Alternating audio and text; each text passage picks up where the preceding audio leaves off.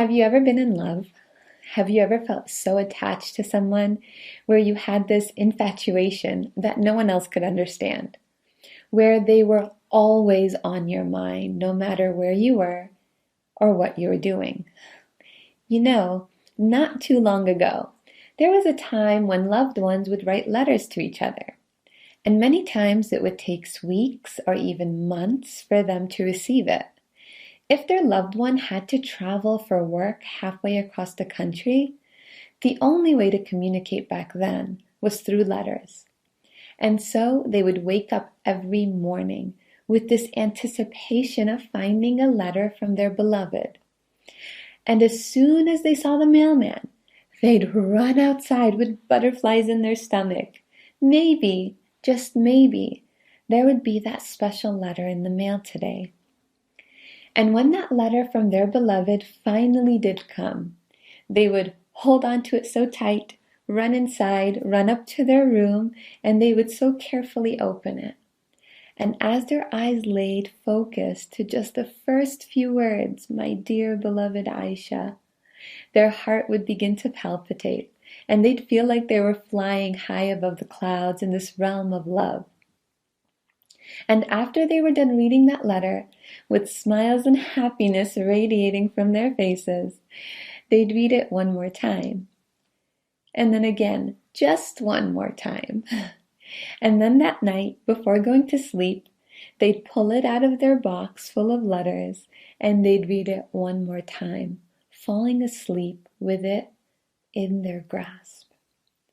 Now I want you to rewind the clock back a little bit further, just over 1400 years ago, as there was a man living in the desert amidst traditions and practices that we now deem as being so ignorant, backwards, and unjust.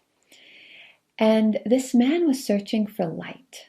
So he went and contemplated in a cave, and an angel came and held him and said, "Iqra," read. And that's when the greatest love story ever known to mankind originated. A love between a creation and his creator.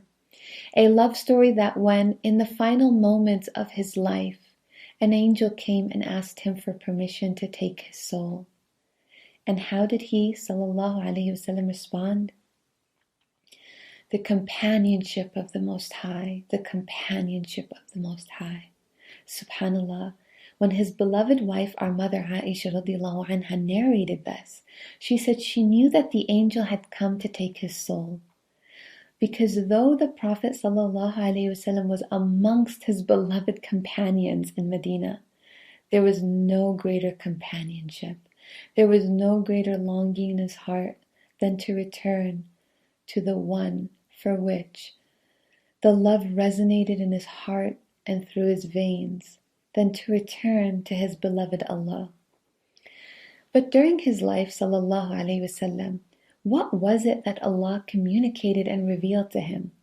It was nothing other than the greatest of love letters, the divine love letter, the Quran. A source of comfort and a source of guidance and healing and mercy and a source of hope and a source of love. SubhanAllah, think about the feelings that one goes through in their life. When we say things like, "My sins are too many," Allah subhanahu wa ta'ala says, "La taqnatu min rahmatillah, inna Allah yaghfiru dhunuba jami'a."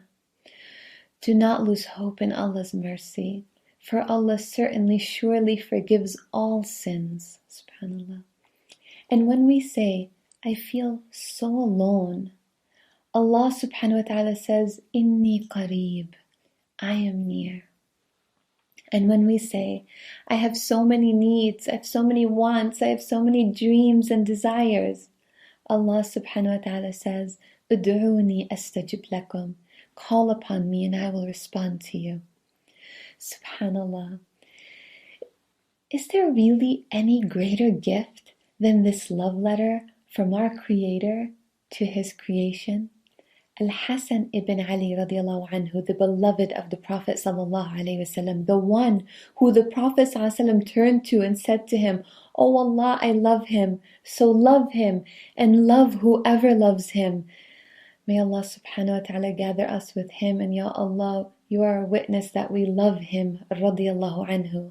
Al-Hasan radiallahu anhu said, "Verily those before you viewed the Quran as letters from their Lord, such that they would contemplate it by night and yearn for it by day." Subhanallah.